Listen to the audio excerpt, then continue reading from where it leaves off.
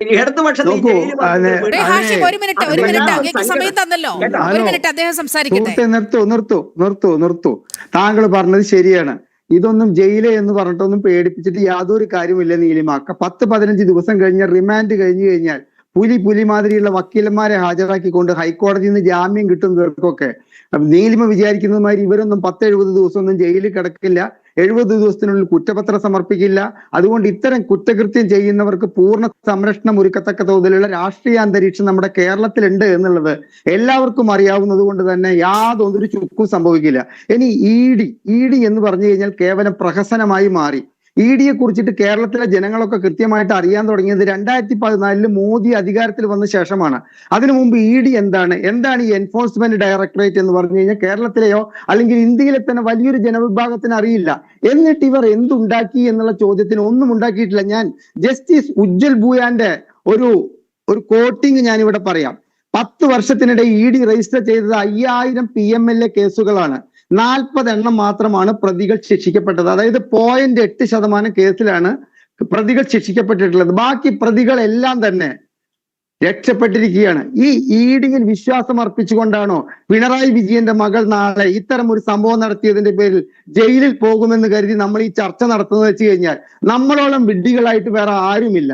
ഇതൊക്കെ E D നടത്തുന്നത് പ്രഹസനമാണ്. ഞാൻ ഇ പറ്റി പറയുമ്പോൾ കേരളത്തിൽ നമുക്കതിൽ ചോദിക്കാനുള്ളത് ഒരു കൊടകര കുഴൽപ്പണ കേസ് എന്തായി എന്ന് ചോദിച്ചു കഴിഞ്ഞാൽ ഇത് ഇ ഡി അന്വേഷിച്ചിട്ടുള്ളതാണ്.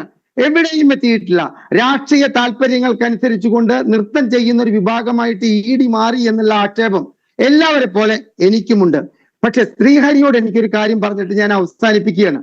ഇത്തരം കാര്യങ്ങൾ ചെയ്യാൻ വേണ്ടിയിട്ട് ഇപ്പൊ കേരളത്തിൽ നാളെ ഒരു കലാപം പൊട്ടിപ്പുറപ്പെടുകയാണ്. ഇപ്പൊ ഈ മിനിഞ്ഞാത്ത ദിവസം ഈ സംഭവം നടന്ന ദിവസം ഞങ്ങൾ അധികാരത്തിൽ കയറിയിട്ട് 10 ദിവസമേ ആയിട്ടുള്ളൂ. ഞങ്ങൾക്ക് അതിന്റെ ഒരു സെറ്റപ്പായിട്ട് വരാൻ കൊണ്ട് കുറച്ച് സമയം വേണമെന്ന് പറയാനല്ല ജനങ്ങൾ അധികാരം തരുന്നത്.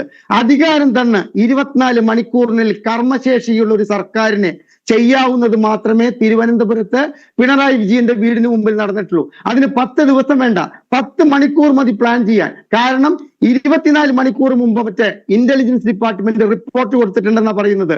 ഇത്തരത്തിലുള്ള ഒരു സംഭവം അവിടെ നടക്കാനുള്ള സാധ്യതകൾ ഉണ്ട് എന്നുള്ളത്.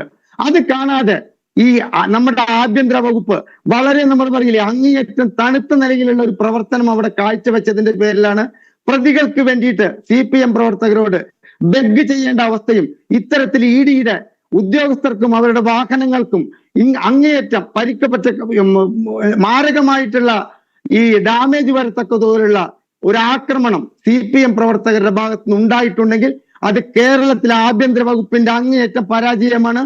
അതിന് ഞങ്ങൾ അധികാരത്തിൽ കയറിയിട്ട് 10 ദിവസമേ ആയിട്ടുള്ളൂ എന്നത് അങ്ങേയറ്റം ബാലിശമായിട്ടുള്ള ഒരു സംസാരമാണെന്നാണ് നീലിമ എനിക്ക് പറയാനുള്ളത്.